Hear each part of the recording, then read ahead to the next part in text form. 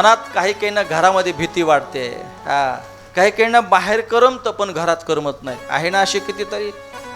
आमच्या जीवनामध्ये बीडला हा प्रसंग घडलेला आहे, बरोबर निखिल महाराज? बीडला हा प्रसंग आमच्या जीवनात घडला आहे मायबाप. आणि असं तिथं प्रसंग घडला आहे, आम्ही ज्या घरामध्ये मी पाऊल ठेवला तिथे बसल्याच त्या ठिकाणी मी शंका काढली की नाही, ह्या घरामध्ये काहीतरी कुठेतरी काहीतरी घटना घडलेली आहे. आणि जी माझ्या मनात शंका आली तितक्यात आमचे निखिल महाराज माझ्या जवळ आले आणि मला म्हणतात, माऊली महाराज मी तुमच्याजवळ येऊ का आरामाला? अरे कसं काय? निखिल महाराज जे माझ्या मनात आहे ते तुमच्या मनात आहे का?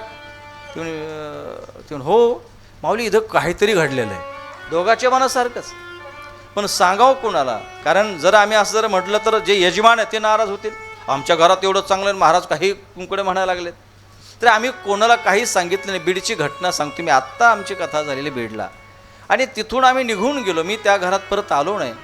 आणि त्यानंतर आमची फार मोठ्या एका आश्रमामध्ये त्या लोकांनी व्यवस्था ठेवली. मी गेल्यानंतर ती घरची व्यक्ती जी आहे काही मिनटात आमच्या मागं आमच्या सोबत आली. आणि मी मधी होतो, म्हणजे मला महाराजांना भेटायचं आहे. 5 मिनटं घेतो महाराजांचे. माझ्याजवळ आल्यानंतर दर्शन घेतलं. सांगितलं, महाराज तुम्ही आमच्या घरातून एवढी आम्ही व्यवस्था केली, एवढं घर साफ केलं, तुम्ही फक्त अर्धा तास थांबले, कशी निघून गेले? काय झालं सांगा ना. म्हटलं, दादा राग नका येऊ दे, पण मनातून सांगा, तुम्हाला त्या घरामध्ये सुख आहे का? त्या घरामध्ये खरंच आनंदाने तुम्ही राहतात का? की महाराज खरं सांगू, आम्हाला त्या घरात कसलंच सुख नाही. म्हणजे दादा तुम्हाला त्या घरात कसलं समाधान बी नाही आहे, आणि कुठेतरी घटना घडलेली म्हटलं ती म्हणजे खरंच घडलेली आहे. जेवढं आम्ही सांगितलं ना ते सगळं खरं निघालं मायबाप. एवढंही मी सांगितलं की तुम्हाला इथे भीती वाटते, काहीतरी दिसल्यासारखं होतं, तितक्या त्याची जी आई होते ना, आमचे शुद्ध महाराज तेच माझ्याजवळ बसलेले होते. ती आई म्हणली, महाराज परवाचीच गोष्ट आहे की माझ्या पाठीमागं असं प्रत्यक्ष येऊन उभा होतं म्हणे, आणि मला सावली दिसायची, असं दिसल्यासारखं वाटायचं, पण पाठीमागं पाहण्याची हिंमत होत नव्हती. आणि नंतर तो मुलगा जो आहे, तुम्ही महाराज जो सोफा सेट दिसतोय ना, या सोफा माझी आई घरी नव्हती, मी एकटा घरी होतो. या सोफा सेटवर मी बसलेलो होतो, आणि अचानक या दरवाजातून जे आलंय म्हणे ते, आणि स्वयंपाकघरात शिरलं. मी पाहतोय म्हणे त्याला, मी घाबरलो आहे, पण काय करावं, घरी कोण नाही आहे. हे घटना जी आहेत ना, ज्या घरात आम्ही पाऊल ठेवतो ना मायबाप, अरे कुठेतरी साधना असेल ना, भगवंताची सेवा असेल ना, जाणीव होते की ह्या घरात दोष काय आहे. लगेच मायबाप लगेच. आणि आम्हाला सगळ्यांना, निखिल महाराजांनाही त्याची जाणीव झाली. आणि त्याचा परिणाम ज्यावेळेस आम्ही पाहिले ना मायबाप, फार मोठा दोष त्या घरामध्ये होता. ज्या घरामध्ये दोष आहे ना, पितृदोष आहे मायबाप, त्या घरात कोणतीही कामं सक्सेस होत नाही आहे. काही करा तुम्ही, ना मुलाचं लग्न होणार, ना कोणतीच कामं होत नाही आहे. ही बुद्धी बंद पडते, विचार करणं श्रेणी बंद पडते. पॉझिटिव्ह विचार येत नाही आहे, नकारात्मक भावना त्या घरामध्ये चालू होतात. कोणी कोणाचे हे आनंदच राहत नाही मायबाप. हे आपण पाहिलं पाहिजे. म्हणून शास्त्र सांगतं, कधी संतांचं येणं जाणं आपल्या घरामध्ये सतत असावं. ऐका, सतत असावं. म्हणून हे शास्त्र सांगते, जर त्या ठिकाणी घरामध्ये भय वाटत असेल, काही दोष असेल, तर त्या ठिकाणी त्या व्यक्तीनं की 7,000 त्या पार्थिव लिंगाचं पूजन करावं. किती हजार? 7,000. घरातलं भय नष्ट होईल मायबाप. आणि त्यानंतर सांगितलंय की ज्यांना पुत्र नाहीच आहे, त्यांनी सुद्धा 55,000 लिंगाची पूजा करावी. आणि ज्यांना कन्या पाहिजे, मुलं आहेत पण कन्या नाही, ज्याला कन्या प्राप्त व्हायची असेल, कन्या मला हवी असे वाटत असेल, तर त्यांनी फक्त 10,000 लिंगाची पूजा करावी. किती हजार? कन्या प्राप्ती करता किती हजार लिंगाची पूजा सांगितली. आणि आता ऐका, पुत्र प्राप्ती करता 1,500 लिंगाची पूजा सांगितली, आणि कन्या प्राप्ती करता 10,000. याचा अर्थ आहे, पुत्र जर हवा असेल तर फक्त 1,500 लिंगाची पूजा आहे, पण कन्या जर हवी असेल तर 10,000 लिंगाची पूजा. हे शास्त्र सांगते, शिवमहापुराण सांगते की पुत्रापेक्षा कन्या ही श्रेष्ठ आहे. इथं स्पष्टीकरण होतंय मायबाप माझ्या समोर आहे. अरे पुत्र पाहायचा असेल तर काय नाही, फक्त 1,500 लिंगाची पूजा केली की पुत्र प्राप्त होते, पण कन्या प्राप्ती करता 10,000 लिंगाची पूजा करावी लागते. याचा अर्थ शिवपुराण सांगतंय की पुत्रापेक्षा कन्या ही श्रेष्ठ आहे मायबाप. इथे शिवमहापुराणामध्ये कित्येक ठिकाणामध्ये, लिंग पुराणामध्ये, त्यानंतर स्कंद पुराणामध्ये मुलाचं वर्णन आलेलं नाहीच आहे मायबाप, वर्णन आलं कन्यादान. ज्याला कन्या नाही ना मायबाप तो दुर्भाग्य माणूस म्हणावा. त्यामध्ये आम्ही सुद्धा आहे. दुर्भाग्य माणसात आम्ही. जे पवित्र कार्य आमच्या दारामध्ये व्हावं, आमच्याकडून व्हावं ना मायबाप. अरे कन्यारत्न होणं एवढं सोपी गोष्ट नाहीये. शिवपुराण काय सांगते, कन्यारत्न होण्याकरता अरे 10,000 लिंगाची पूजा करावी लागते. एवढी सोपी नाही कन्या. ज्यांना कन्या आहे ना, अरे ती फार नशीबवान समजावं. कन्या असंख्य कुळाचा उद्धार करणारी ती कन्या आहे. आणि दानामध्ये सर्वश्रेष्ठ दान सांगितले ते कन्या दान आहे मायबा. कन्यादान मी वाचतोय ना, माणसाला व्यासंग पाहिजे, वाचण्याचा छंद पाहिजे. मी असा विषय ऐकलाच नाही की पुत्राविषयी हे पुराण बोललेत म्हणून. नाही आहे मायबाप. प्रत्येक पुराण, प्रत्येक शास्त्र हे सगळं सांगतात की पुत्रापेक्षा कन्या ही श्रेष्ठ आहे. म्हणून मायबाप, कन्या ही प्रेमाचं प्रतीक आहे.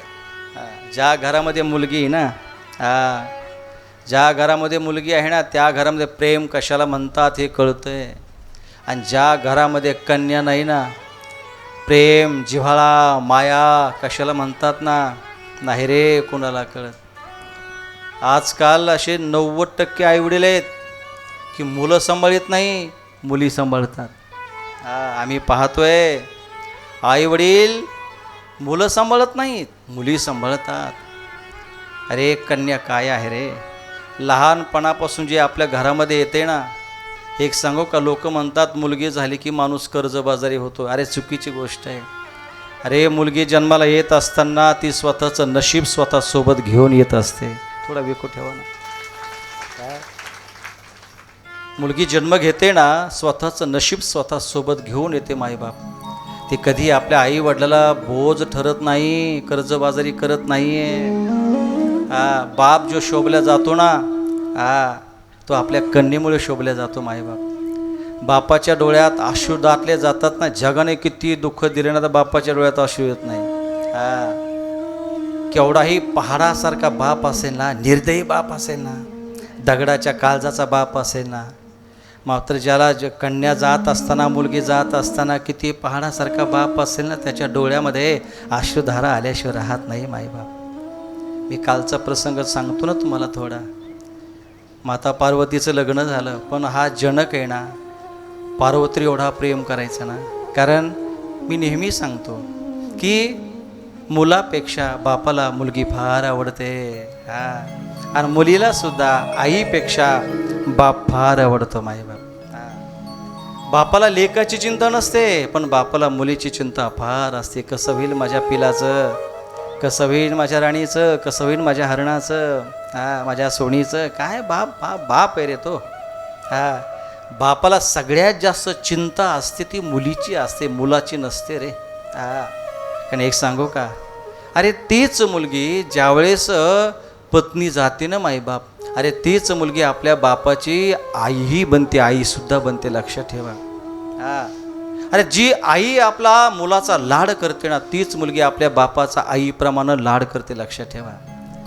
आज बघणार आहे ज्यावेळेस मुलीचा फोन येतोय ना, जर समजा दोघेही शिकत असतील ना, तर मुलाचं एवढंच काम आहे, पप्पा सराने सांगितलंय 1,000 रुपये भरायचेत, 2,000 भरायचेत, 3,000 भरायचेत.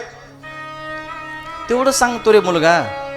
मुलीला सुद्धा पैसे भरायचे असते माईबाप. पण ज्यावेळेस मुलगी बापाला फोन करते ना, पप्पा, आणि ज्यावेळेस बाप हॅलो म्हणतो ना, बोल ग बाई, या बोल ग बाई या शब्दात ती कळून घेते बापाची परिस्थिती कशी आहे. काय नुसतं बाप बोल ग बाई जर म्हटलं ना, तेवढ्या शब्दात ती कळून घेते बापाची परिस्थिती काय. काय ग बाई, काय पाहिजे? काय नाही बाबा, काय नाही पाहिजे. अरे तिला सुद्धा 2000 भरायचे असतात, पण बापाच्या बोलण्यातून कळून घेते की बापाकडे पैसा नाही. तर बापाला ती पैसे मागत नाही. नाही बाबा, नाही नाही, सांग ना, काही अडचण आहे का? पैसे पाहिजे? नाही बाबा, काही नाही पाहिजे मला. सांग ना ग, आहे ना माझ्याकडे? नाही बाबा, पैसे आहे. अरे ही मुलगी आहे. अरे जी फक्त बापाचीच काळजी करते, बापाच्या अंतःकरणातल्या भावना आतापर्यंत मुलाला कळाल्या नाहीच आहे, किंवा जगात बापाच्या अंतःकरणातल्या भावना कोणी कळून घेतल्या नाही. त्या अंतःकरणातल्या भावना पत्नीला सुद्धा दिसल्या नाही. बापाच्या अंतःकरणातल्या भावना फक्त एक मी मुलगीच जाणू शकते, माईबाप. बापाच्या अश्रूची किंमत आतापर्यंत पत्नीनंही केली नाहीये. बापाच्या अश्रूची किंमत आतापर्यंत मुलानंही केली नाही. बापाच्या अश्रूची किंमत या जगानं केली नाही. बापाच्या अश्रूची किंमत फक्त मुलीनं केली, माईबाप. बापाचं दुःख हे जग जाणू शकत नाहीये, जाणलं नाहीये. बापाचं दुःख फक्त मुलगीच जाणू शकते, लक्षात ठेवा. बघा ना रे, घरामध्ये बापाचं जर डोकं दुखा लागलं ना, धावत जाते रे आपल्या पप्पाकडे. पप्पा डोकं दुखतंय, मी दाबू? गोळ्या घ्या. अरे आपल्या हातानं बाबाला गोळ्या खाऊ घालेल, डोकं दाबेल, पाय दाबेल. हे मुलगी आहे. आपलं कामधंदे सोडून बापाची सेवा करणारी, बापाच्या प्रत्येक गोष्टीवर हालचालीवर लक्ष ठेवणारी ही मुलगी आहे, मायबाप. मुलीसारखं प्रेम पुन्हा जगात कोणी करू शकत नाही बापावर. किती निस्वार्थ प्रेम करते. पहिल्या मुलीचा ज्यावेळी ज्या मुलीची लग्न झाली ना, ज्यावेळेस मुलगी बापाला फोन करते ना, मायबाप, पहिले बापाला एकच शब्द वापरते, काय माहिती आहे का? पप्पा तुम्ही कशी आहात? पप्पा तुम्ही बरे आहात का? तब्येत कशी आहे? आणि दुसरा शब्द आहे, तुम्ही जेवलात का? हे फक्त मुलगीच विचारू शकते, अन्य कोणी विचारू शकत नाहीये, मायबाप. अरे केवढाही पहाडासारखा बाप असेल मायबाप, पण ज्यावेळेस मुलगी जाते ना, तो रडल्याशिवाय राहत नाही.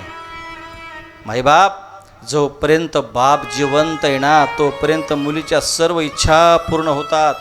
ऐका रे, ऐका. आणि एकदा जीवनातला बाप कायम गेला ना, त्या मुलीच्या दिवाळीची आणि पंचमीची साडी कायमस्वरूपी बंद होते. अरे कितीही गरीब बाप असेल मायबाप, पण दिवाळी आली की आपली परिस्थिती किती हालाकीची असेल, पण मायबाप मुलीला तो दिवाळीला आणणारच. तो बाप आहे रे, तो बाप आहे. पण बापातल्या जीवनातला सर्वात मोठा दुःखाचा क्षण म्हणजे एक आहे, मायबाप, एक आहे. ज्यावेळेस आपलं पाखरू काळजाचा तुकडा ज्यावेळेस निघून जातो ना, सर्वात मोठं दुःख बापाला ते, मायबाप. जनक राजे त्या हिमालयाची तीच परिस्थिती झाली ना. अरे कित्येक दिवस भगवान शंकर तिथं राहिले होते. मग भगवान शंकर म्हटले, राहो तरी किती दिवस राहावं? त्यावेळी हे सप्त ऋषी होते ना, सप्त ऋषीला सांगितलं, जाना की ते हिमालयाला सांगा की आता आम्हाला परवानगी द्या, आम्हाला जायचंय, किती दिवस राहावं? त्यावेळी सर्वजण त्या ठिकाणी हिमालयाकडे गेले. हे सप्त ऋषी हिमालयाला बाजूला बोलून घेतलं. हे हिमालय, जरा बाजूला येता का? हिमालय, आम्ही जे तुम्हाला सांगणार आहे ना, जरा धीर देऊन ऐका, धीर धरून ऐका. हिमालयाला बाजूला घेतलं, सांगितलं, हे बघा तुम्हाला धीर धरावं लागेल. हिमालय, धीर धरावं लागेल. आम्ही जे तुम्हाला सांगणार आहे ते तुम्ही फक्त ऐकून घ्या ना, स्वतःला सावरा. हिमालय, हे हिमालय, हे बघा, मुलीचं जीवन हे पाखरासारखं आहे, एखाद्या पक्षासारखं आहे. जशी मुलगी एखादं पाखरू येतंय, पक्षी येतंय, भुरभुर भुरभुर उडत येतं ना मायबाप, आणि जसं आपल्या दारावर बसतंय, काही मिनिटं बसतंय आणि भुरकून उडून जातंय. मुलगी ही पाहुण्यासारखी आहे, किती दिवस राहते, जसं पाहुणे येतात आणि निघून जातात ना, अरे तशी मुलगी आहे. एक ना एक दिवस तिला आई वडिलाला सोडून जावंच लागतंय. ती पाहुणी रे, ती पाहुणी आहे हिमालय. पण मुलगी जात असताना आई वडिलांना, त्या गल्लीत त्यांना, गावाला लळा लावून जाते. मायबाप, हिमालय जरा धीर धर. आणि हे बघ हिमालय, आता जाण्याची वेळ आली, तुला आता पार्वतीला विदाई करावं लागेल. हा शब्द ज्यावेळेस हिमालयानं ऐकला ना मायबाप, हिमालय धाड दिशे खाली पडला. मोठानं आक्रोश केला, रडू लागला हिमालय. माझी ताई, माझी मुलगी, माझी पार्वती मला सोडून जाणार, मला सोडून जाणार. रडू अरे पहाडासारखा जो हिमालय रे, त्याच्या सुद्धा डोळ्यामध्ये अश्रुधारा आहे, रडतोय. महान क्षण आहे ज्यावेळेस मुलगी आपल्याला सोडून जाते. कसं तरी हिमालयाची समजूत काढली मायबाप. हे फार फार फार भयानक क्षण आहे. अरे ज्यावेळेस मुलीनं मायबाप त्या रथामध्ये बसावं ना आणि म्हणावं मला बाबाला भेटायचंय. आणि काय स्वार्थ रे बाबाचा, हा त्यांच्या घरी जा, त्यांच्या घरी जा, ऊन तपलेलं आहे, खालून जमीन तपलेली आहे, तरी बापाचं लक्ष पाय किती पळतात तिकडे नसतं रे. किती ऊन लागतं तिकडेही बापाचं लक्ष नसतं. वेड्यासारखं माझ्या मुलीच्या लग्नात खूप पाहणे यावं, खूप माझ्या मुलीचं लग्न फार मोठ्या थाटामाट्यात व्हावं, हेच बापाचे स्वप्न असतात रे. हा उन्हात तान्हाचं इकडे तिकडे तो बाप फिरत असतो. माझी ताई, माझ्या मुलीचं लग्न मोठं व्हावं, मोठं व्हावं. आणि त्या ठिकाणी तरी बाप आपल्या अश्रूला वाढ देत नाही. लक्ष ठेवा. लोक म्हणतात बाप कठोर असतो, नाही रे, कठोर नसतो. त्याच्या भावना आतापर्यंत कोणी समजून नाही घेतल्या मायबाप. आणि त्यानंतर ज्यावेळेस मुलीनं म्हणावं की मला पप्पाला भेटायचं, बाबाला भेटायचं आहे, आणि ज्यावेळेस मुलगी आपल्या रथातून खाली उतरते ना, सगळी पाहुणी मंडळी बाजूला होतात. अरे तो बाप काय नाही रे, मुलीच्या जवळ जात नाही, पण लांब जाऊन उभा असतो एका चौकटीला. त्या ठिकाणी आपली मान टेकलेली असते. बाप पाहतो दारामधून, हरणी चालली कळपातून. त्या बापानं आपल्या चौकटीला मुंडकं टेकावं, सारखं आपली पोरगी जात असताना पाहावं रे. आणि ज्यावेळेस ती मुलगी आपल्या बापाकडे हात करते, मोठ्यानं हंबरडा फोडते ना, बाबा, ज्यावेळेस बाप पाहतोय माझं लेकरू, माझं सोनी माझ्याकडे येते, तेव्हा बापाने हातातली कामं टाकून द्यावी आणि हात करावं. ज्यावेळेस पोरगी धावत येते मायबाप आणि त्या त्या त्या बापाच्या हृदयाला लागते, छातीशी लागते ना, त्यावेळेस मंत्र तो बाप मोठ्यानं हंबरडा फोडतो. एवढा रडतो ना बाप, एवढा रडतो ना बाप, हा रडतो मायबाप. हे माझे शिवणे, रडू नकोस. बाप बाप बाप जिवंत आहे ना तुझा, बाप जिवंत आहे ना. अरे स्वतःचे अश्रू पुसत नाहीये मायबाप, पण आपल्या मुलीला सहारा देतो रे, तो बाप आहे, तो बाप आहे. आणि ज्या मुलीला बाप नाही ना, त्या मुलीचं दुःख बघा मायबाप. ज्या मुलीला बाप नाही ना, बघा तिला कोणाचा फोन येतोय का. नाही नाही नाही. जीवनातला मुलीवर प्रेम करणारा बाप एकदा निघून गेले ना, त्या मुलीला पुन्हा कॉल येत नाहीये, फोन येत नाही, विचारणार कोण राहत नाही. बाई म्हणणारा हा शब्द, ती लाडाची हाक, प्रेमाची हाक कायमची जीवनातून निघून जाते. जिचा बाप जीवनातून निघून गेला माईबाप, निघून गेला. अरे लग्न कितीही मोठं असो, पण ज्या मुलीच्या लग्नात बाप नसेल ना, लग्न सुन सुन वाटतं रे. तो धावणारा पळणारा बाप त्या मुलीला दिसत नाही माईबाप. तिला सगळे दिसतात मायबाप, पण तिला तिचा बाप, धडपड करणारा बाप तिला दिसत नाही. असं वाटतं हे सगळं शून्य आहे, सगळं शून्य आहे. ज्यानं माझं लग्न बघावं, ज्यानं आशीर्वाद द्यावा, तोच जर इथे नाही आहे, काय आनंद या सोहळ्याला. आणि मला सुद्धा ती जाणीव होते मायबाप. का होतं माहिती आहे का, असताना बापाची किंमत कळत नाही, गेल्यावरच बाप कळतोय. हे प्रत्येकाची वस्तू तिथे आहे मायबाप. असताना बाप कळतच नाहीये, गेल्यावर बाप कळतोय. काय काय बाप आहे. बापासारखं दुःख आणि बापासारखं समर्पण पुन्हा जगात देवाचं सुद्धा नाही. पण कुटुंबाला बापाचं दुःख कधी दिसलं नाही मायबाप. मी नेहमी सांगत असतो ना, जन्म देणारे देवकी सगळ्यांना दिसली, पण त्या अंधारामध्ये, धोधो पावसामध्ये हातामध्ये बेड्या आहेत रे. यमुनेला पूर आलेला आहे, आणि अशा अंधारा रात्रीमध्ये घेऊन जाणारा वासुदेव मात्र कोणाला दिसला नाही. भाकरी करणारी, स्वयंपाक करणारी आई सगळ्यांना दिसली, पण हे स्वयंपाकाला आणणारं जे धान्य आहे, हे सर्व साहित्य आहे, हे आणणारा बाप कोणाला दिसला नाही मायबाप. बाप हा घराचा पाया आहे रे. असं नाही की बाप रडत नाही, रडतो ना बाप, पण बापाचे अश्रू कोणी पाहिले? माईबाप कधीतरी रात्रीच्या 12, 1, 2 वाजता बघत जाणार आहे आणि सकाळी उठल्यानंतर बापाची उशी तपासत जा, बापाच्या आथरून तपासत जा, तुम्हाला ओले झाले दिसते, लक्षात ठेवा. माणसं कधी रडतात माहिती का? सगळं कुटुंब झोपलं ना त्यावेळेस एकटंच तोंडामध्ये बोळा खुपसून रडत असतात, लक्षात ठेवा. माणसाला हृदय नाही, माणसं पाषाण हृदय नाही रे, नाही नाही माईबाप. बाप बाप असतोय.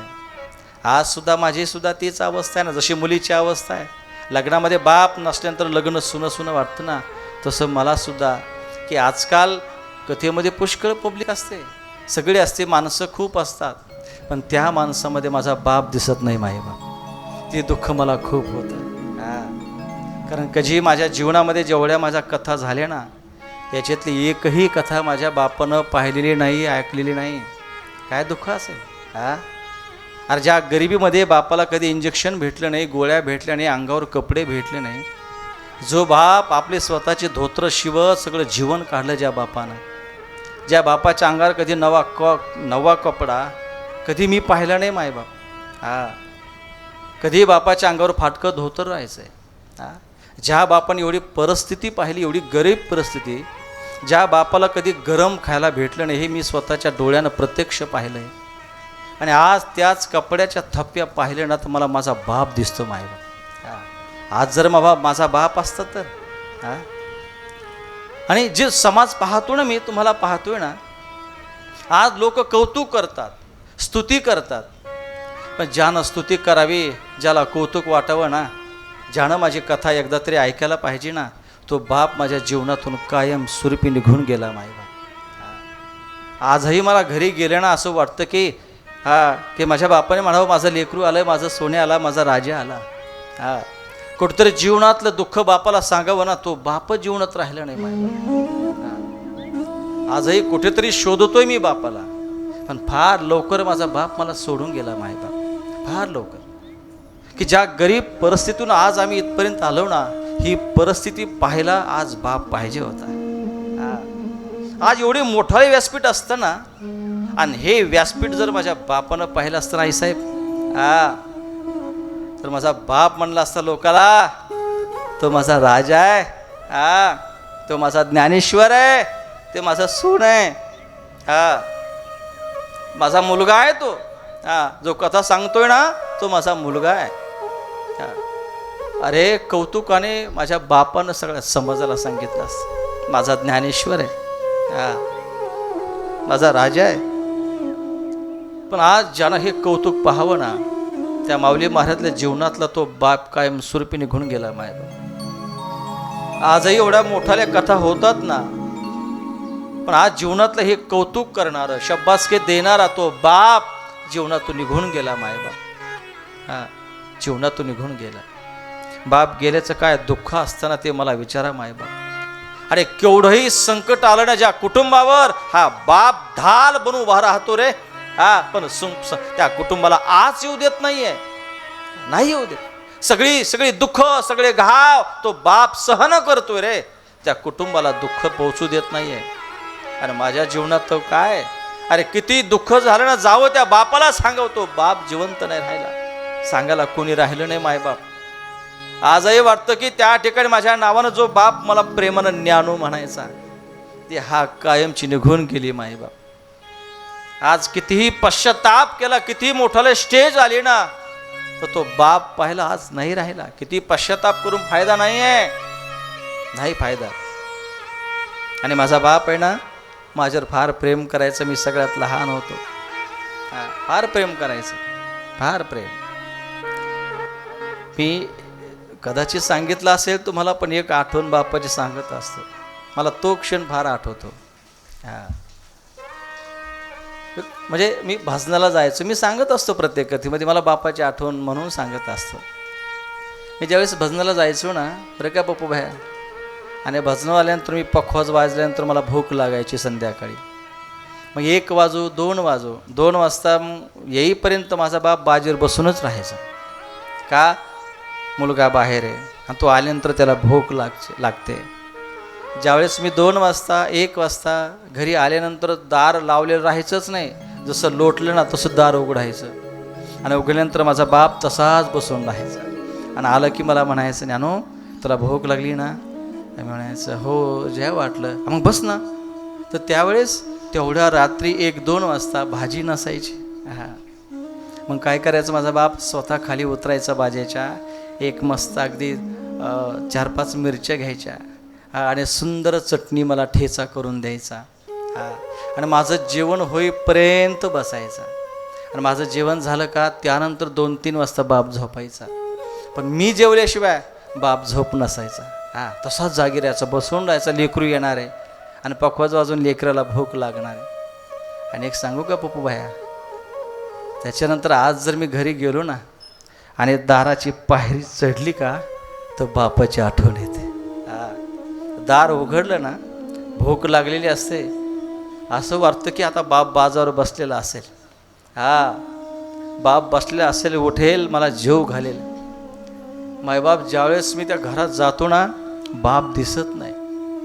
हां, कधी कधी म्हणावं बाप मला भूक लागली आहे. हां, आता द्या ना मला चटणी करून. हां, आता द्या ना मला हिरव्या मिरचीचा ठेचा करून. आता काय येत नाही. तर ज्यावेळेस दारात पाऊल ठेवलं की बाप दिसतो रे. आता कोणी म्हणत नाही तुला भूक लागली का. हां, आता कोणी म्हणत नाही मायबाप. अरे कधी कधी त्या फोटोकडं पाहावं, छातीशी घट्ट पकडावून जोरात हंबारडा फोडावा. हां, मी आता कोणाला हाक मारू. हां, आता लागली ना मला भूक, आता काय येत नाही आहे. हां, या ना आता मला द्या ना ती चटणी करून. हां, अरे नाही रे आता कितीही भूक लागली ना मायबाप हे गुडघे पोटात खुपसावे आणि तसं झोपावं, पण बाप येत नाही. हां, मायबाप बाप असतं रे. हां, बापाचं प्रेम हे अलौकिक असतं मायबाप. आणि ज्याच्या जीवनातलं एकदा बाप निघून गेल्या ना त्या व्यक्तीतल्या जीवनातलं निस्वार्थाचं प्रेम कायम निघून जातं मायबाप. त्याला सहारा देणार. हां, अरे ज्यावेळेस आजही संकट आलं, ज्याला बाप आहे ना, बाप एक मार, तू राजा घाबरू नकोस रे, मी आहे ना जिवंत, तू घाबरू नकोस, मी आहे जिवंत. जो ढाल बनून त्या कुटुंबाची बाप समोर राहतो ना, एकदा बाप गेला की ते कुटुंब पोरकं होतं रे, पोरकं होतं मायबाप. हा बाप आहे. आणि तीच अवस्था हिमालयाची झाली होती. म्हणून मायबाप, म्हणून बापावर प्रेम करणारी ही कन्या आहे. कन्यासारखं प्रेम बापावर कोणीच करत नाहीये, कोणीच करत नाहीये. हा, म्हणून बापाला जास्त कन्या आवडते आणि कन्याला जास्त बाप आवडतो मायबाप. एकदा जोरात म्हणा ना, हर हर हर हर हर हर. म्हणून पुत्रापेक्षा कन्या ही श्रेष्ठ सांगितली गेली, श्रेष्ठ सांगितली गेली. हा, कोणी म्हणतं की आम्हाला महाराज काय करा, मुलगा नाही आहे, मुलगा नाही. अरे भाग्यवान आहेस तू, भाग्यवान आहे. क्या कोणाला 4 मुली असतात, कोणाला 5 मुली असतात. अरे भाग्यवान आहात तुम्ही की तुमच्या घरी कन्या रत्न नाही मायबाप. अरे ज्याचा अनेक जन्माची पुण्य इनमावे हे शास्त्र, हे पुराण सांगते, त्यांच्याच घरी कन्या रत्न प्राप्त होते. त्यांच्याच घरी कन्या रत्न प्राप्त होते. आणि त्यानंतर सांगितलं, जो करोडो लिंगाची शिवलिंगाची पूजा करतो ना तो साक्षात शिवरूप प्राप्त होतोय. म्हणून मायबाप, पार्थिलिंग पूजा ही करोडो यज्ञाचं फळ देणारी पूजा आहे, ही सुंदर पूजा आहे. म्हणून मायबाप पार्थिलिंगाच्या अनेक विधी सांगितल्या.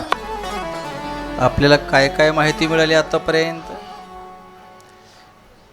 पार्थिवशोर लिंगाची काय मिळाली माहिती? माती कुठली आणायची, आणत असताना मंत्र कोणता म्हणायचा आहे, माती शुद्ध करत असताना, पवित्र करत असताना काय काय मातीमध्ये कोणते पवित्र साधन टाकावे हे माहिती झालं. लिंग कसं बनवायचं हे माहिती झालं. कोणते मंत्र म्हणायचे हे माहिती झालं. कुठली माती चालते हे माहिती झालं.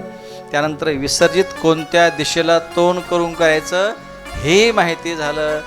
आता काय माहिती पाहिजे की शिवलिंगाची पूजा कोणत्या दिशेला तोंड करून पूजन करावे जेणेकरून ते फळ प्राप्त होईल. एवढं पाहणार आहोत आणि आपण थांबणार आहोत. हां, एकदा जोरात म्हणावं लागेल, हर हर हर हर हर हर. ऐका, आपण भगवान शंकराची पूजा कोणत्या दिशेला तोंड करून करतोय? थोडा आवाज कमी ठेवा. कोणत्या दिशेला? उत्तरेकडे. पण भगवान शंकराच्या ज्योतिर्लिंगाची पूजा आपण उत्तरेकडेच तोंड करून का करतोय हे माहिती आहे कुणाला? आहे का? नाही आहे. मग का आपण करतोय? उत्तर दिशेकडे तोंड करून आपण पूजा करतोय हे माहिती आहे, हे करतोय हे माहिती आहे, पण का करतोय हे माहिती आहे का? मग का करताय तुम्ही? सांगितलं, कोणीतरी सांगितलं म्हणून. आणि काय झालं, आजकाल सांगणारेच भरपूर झाले. का इकडे उत्तरेकडे तोंड करून पूजा करावी, पण का करावी हे कोण सांगतंय? बेलाचं पान हे उलट व्हावं हे सगळ्यांनी सांगितलं, पण का व्हावं हे कोण सांगतं? भगवान शंकराला जल फार आवडतं, पाणी फार आवडतं, पण का आवडतं हे कोण सांगतंय? आतापर्यंत सांगितलं सगळ्यांनी, पण त्या पाठीमागचा हेतू, कारण कोणी सांगितलं असेल किंवा नसेल हे मला माहिती नाही, पण कदाचित तुम्ही ऐकलं असेल मला वाटतं. नाही का मायबाप? मी काल हेही बोलून गेलो की बिल्वपत्र उलट का वाहावं. सगळ्यांना माहिती भगवान शंकराला बिल्वपत्र उलट वाहत असतात, पण का वाहत असतात हे माहिती नाही. पण एक एक पाहू आता 10 मिनिटामध्ये काय काय होतं ते. तर पूजा ही कधीही उत्तराभिमुख बसूनच करावी, पण प्रश्न आहे का करावी, का करत असतात? आम्ही सगळे करतो, मी करतोय, तुम्ही करताय. पूर्वेकडे बसून का पूजा करू नये? त्या ठिकाणी पश्चिमेकडे बसून का पूजा करू नये? उत्तरेकडे बसून पूजा का करू नये? दक्षिण दिशेलाच बसून पूजा का करत असतात ही माहिती आपण करूनच घेतली पाहिजे. आपण सगळं करतोय मायबाप, पण याच्या पाठीमागचे कारण जे आहेत ना ते आतापर्यंत आपल्याला माहिती नाही. त्यांनी केलंय, त्यांनी सांगितलंय म्हणून आपण करायचं, एवढंच माहिती आहे. आणि आजकाल जेवढी साधनं, जेवढ्या पूजा, जेवढ्या अर्चना चालल्यात ना, स्वतःहून कोणी अभ्यास केलेला नाही. कोणीतरी एक येत आहे आणि सांगते पूजा अशी करत असतात म्हणून आपण करतोय. म्हणून पूजा ही उत्तराभिमुख बसूनच का करावी? काय कारण आहे त्याचं?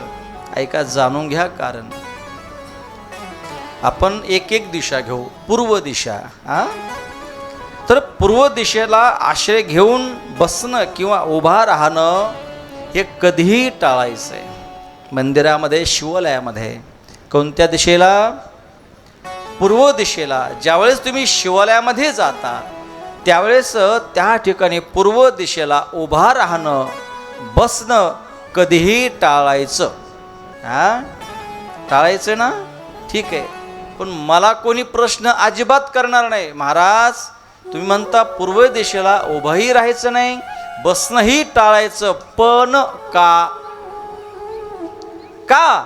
हे का जो प्रश्न आहे ना हा कोणी कोणाला विचारायचंच नाही. तुम्ही सांगितलं लगेच करायला सुरुवात करायची, पण का करायचंय, कशामुळं करायचंय, याचा हेतू काय आहे हे जाणून घेणं महत्वाचं आहे. पण हे जाणून घेण्याची मानसिकता कोणातच नाही.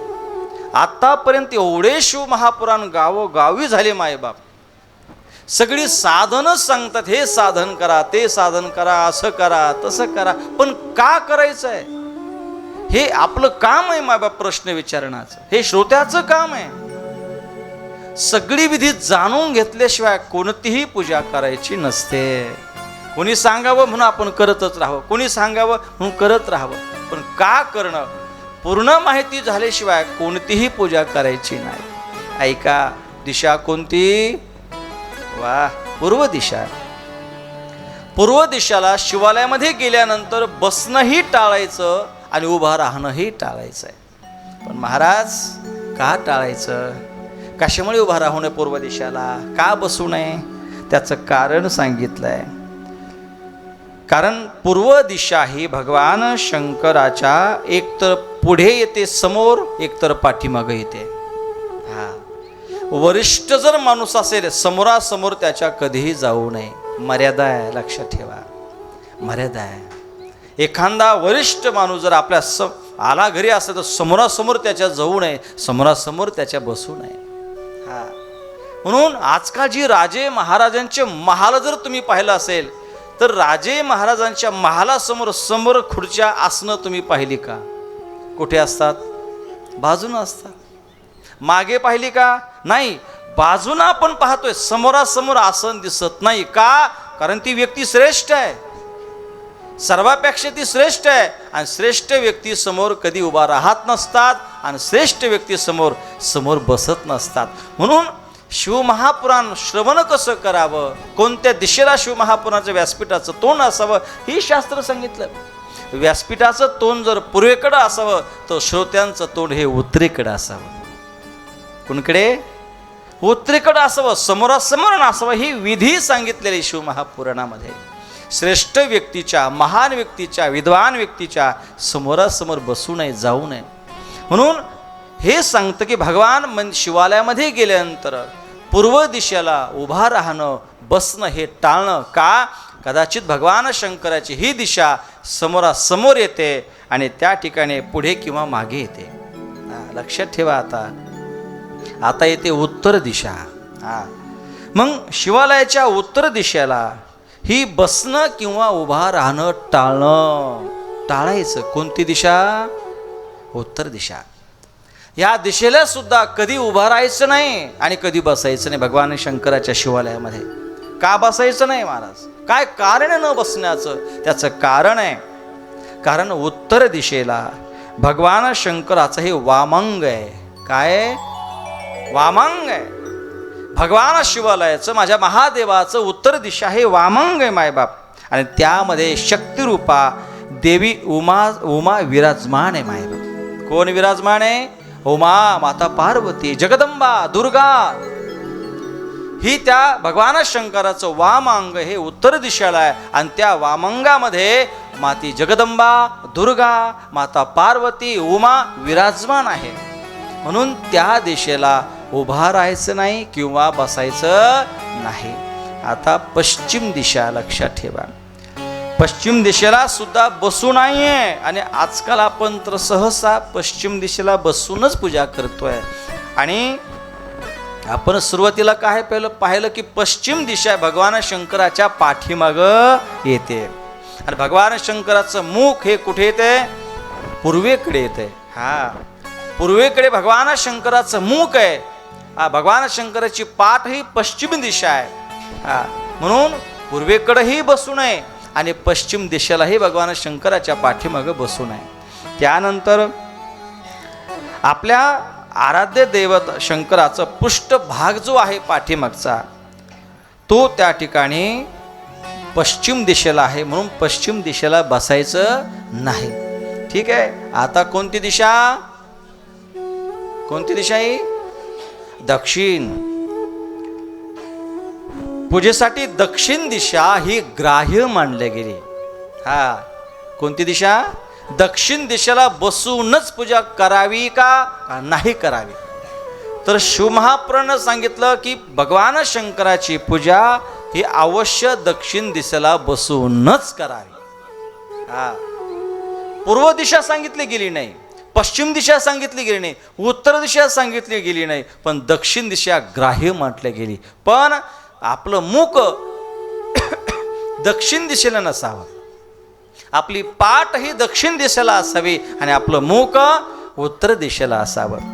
आणि त्या ठिकाणी दक्षिण दिशेला बसून उत्तरेकडे तोंड करावं आणि भगवान शंकराची पूजा करावी. आणि ही पूजा करण्याकरता असं सांगितलंय की त्या ठिकाणी ज्याला कोणाला भगवान शंकराची पूजा करायची ना, त्याच्या कपाळाला भस्म असावा, गळ्यामध्ये रुद्राक्षाची माळ असावी आणि त्या ठिकाणी सोबत बिल्वपत्र असावं. हा, काय काय सांगितलंय? कपाळाला भस्म, गळ्यामध्ये रुद्राक्षाची माळ आणि हातामध्ये बिल्वपत्र सांगितलं माईबाप. आणि काही जण म्हणतात महाराज आम्ही भस्म वापरत नाही, आमच्याकडे भस्म नाही. तर शास्त्र सांगतं तुम्ही जमिनीलाही हात लावला, हा ऐकताय ना, आणि तो जर हात आपल्या कपाळाला लावला तरी तो भस्म आहे मायबाप. म्हणून मुखामध्ये ओम नमः शिवाय, कपाळाला भस्म असावा, गळ्यामध्ये रुद्राक्षाची माळ असावी आणि हातामध्ये बिल्वपत्र असावा. आणि नंतर मंदिरामध्ये जावं आणि भगवान शंकराची या पद्धतीनं पूजा करावी.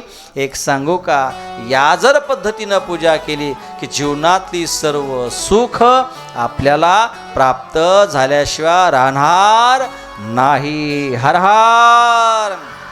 जरा जोरात